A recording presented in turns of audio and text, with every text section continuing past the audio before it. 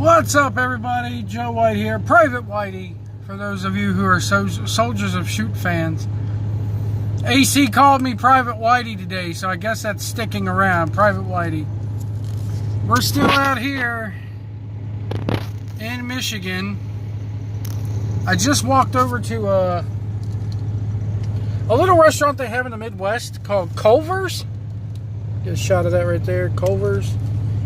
Can you see this? There it is. See, when I'm recording, it won't let me face the fucking camera around, but Culver's. And I have ice cream. It's 31 degrees outside. The fat man's eating ice cream. That's right. I have double strawberry today. They always do a flavor of the day. Today it's double strawberry. So it's strawberry ice cream with strawberry compote on top of it. Whatever. So the fat man's gonna eat ice cream and talk about wrestling. There we go. I guess you could go hashtag private fat ass. It works. We're talking a little bit about Smackdown last night, and the NXT buyer's remorse continued because you had Lacey Evans once again doing nothing, doing not a goddamn thing, while all these other NXT guys got wins over top stars. Andre Cien Almas versus Aleister Black was a hell of a main event in NXT last year, I believe it was, or a year before. It's all a fucking blur now, man. You can't even keep track of it. It's all a blur. And they had a decent match last night. Interesting that Selena Vega, who is Andre Cien Almas, or just Andre, is Aleister Black's wife. So Andre Cien Almas' manager is Aleister Black's wife. And they didn't acknowledge that. Why would they? They really don't need to. They don't need to. Still don't know if these guys are permanent call-ups or not. Meltzer seems to think so. Interesting that Meltzer was saying that the Raw script was written, and then at 2 o'clock in the afternoon, Vince McMahon shows up to the arena, and everything changes because Vince McMahon is there. And that they were even writing the script while the show was going on. Receiving incoming transmission. As my phone goes off. They said that the script wasn't even finalized till hour 2. Fucking hell, man. Does that remind you of WCW or what?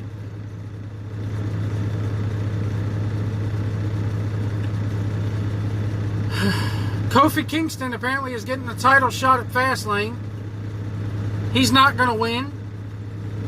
Because,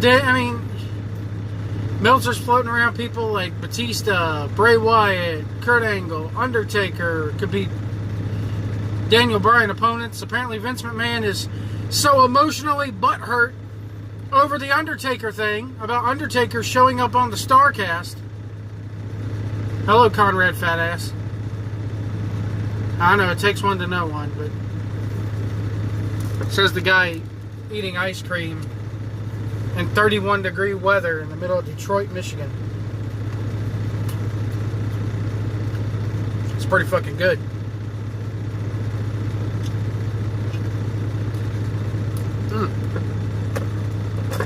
I shouldn't call it ice cream. They say it's frozen custard, which is essentially what ice cream is. You take eggs and milk and flavorings and you make a custard out of it, and then you freeze it. Anyway, look, I talked about this on the Monday show. I don't know, on the Monday Night Raw review, I don't know what the fuck they're trying to do here, but they better, again, it looks like they are trying to say, and Vince McMahon getting butthurt over the Undertaker, and he's emotionally torn up. Wah. You're not emotionally torn when you fire anybody else, or when you can't come to an agreement with anybody else. I get it. Taker's been there for 20 plus years.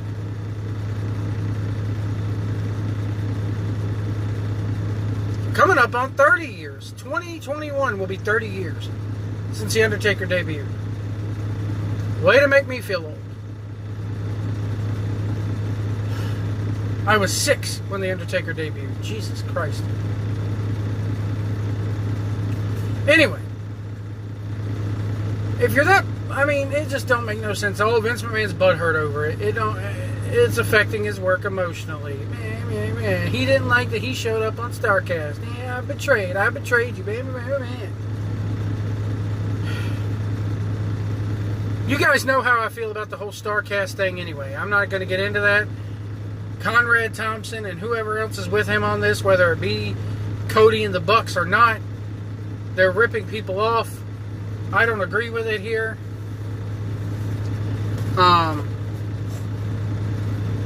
But it is what it is, I guess. And the thing is that Vince McMahon has been like such a non-emotional guy.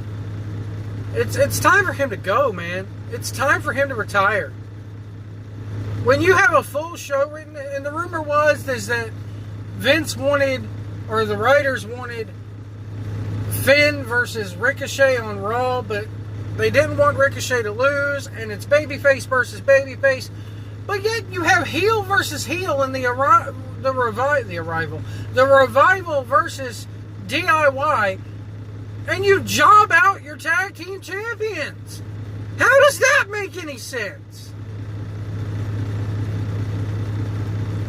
I like what they're doing with Kofi Kingston, but folks, it's Kofi fucking Kingston. I'm sorry, I can't take a guy who's walking around eating pancakes and jiggling his ass with Big E and playing video games with fucking Xavier with the trumpet and all this. I can't take that seriously as my champion. They might as well sign the dick flip guy and have him dick flip Daniel Bryan and win the title.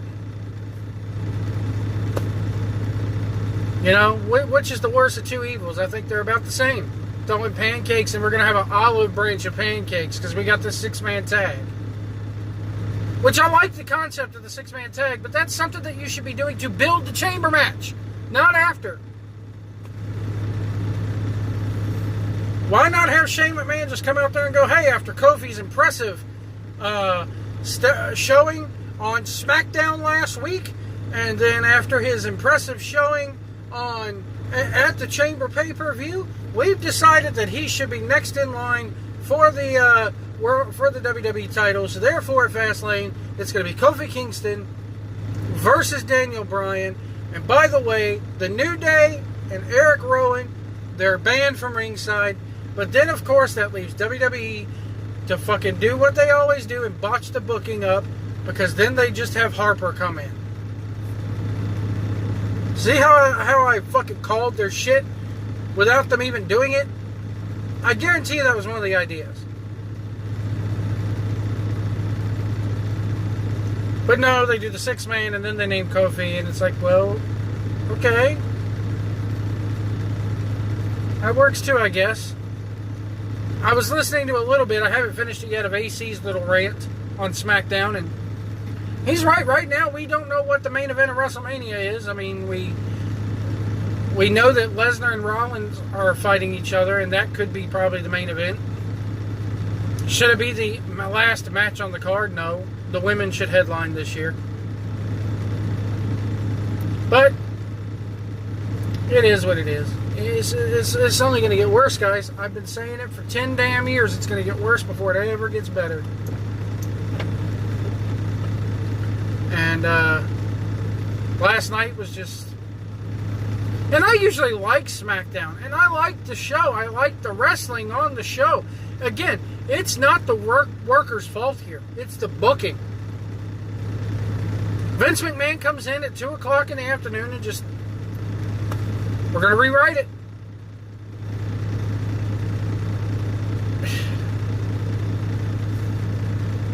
One has to wonder if that's what they did with Smackdown as well, because, I mean, just, it don't make no damn sense.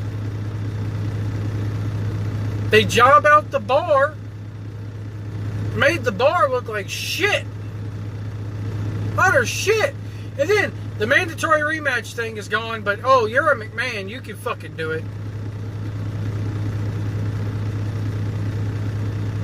The Miz was just awful last night. that whole thing with Miz and Shane was awful last night. I'm sitting there going, oh my God, we're bringing up the daddy issues again. I thought we were oh my God, no. Boring.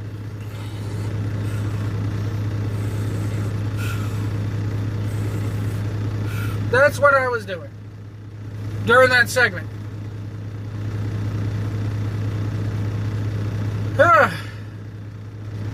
Remember, folks, if you see a big rig out there, do not tailgate us. Give us lots of room. Share the highways and byways and interstates.